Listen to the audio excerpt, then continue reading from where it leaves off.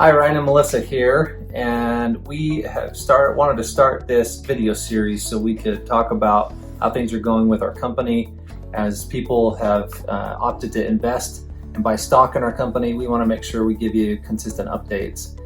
This is our first video, and so we want to kind of talk about why we started Connection Publishing and some of the things that have happened over the last few years. Melissa, why don't you start with why we started?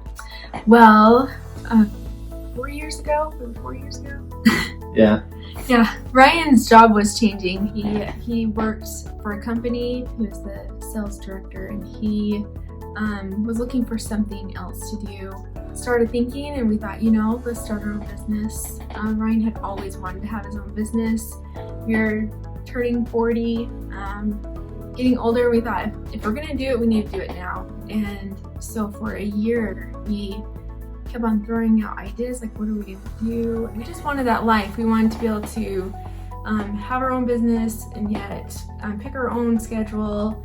And one day, That's worked out good. yeah, it's been crazy. We thought we were gonna be able to go on walks every day and hang out and then just pick our own schedule and play with our kids a ton. That's what we wanted, really, was to be a little more connected to our kids, but man, we've worked pretty hard. I read a quote one time, said, entrepreneur, the only person willing to work 80 hours a week in order to avoid working 40. So that's what we signed up for. Pretty much. One day I was driving Kobe down to EFY, a youth camp down in Provo from North Ogden, and just the thought came to me that I had worked for a magazine in Las Vegas and sold advertising for them, wasn't in control of the content, and I always felt like the content was a little bit lacking, and so I really wanted to control a little bit more. And I told Melissa, if I ever did a magazine again, I'd want to control the content, make it something that was very locally focused. And so that's when I called her. I said, we could do a magazine for North Ogden. We could make it very focused about our city, make it something that people would be really interested in reading and learning about. And so that's where the idea was hatched. Mm-hmm.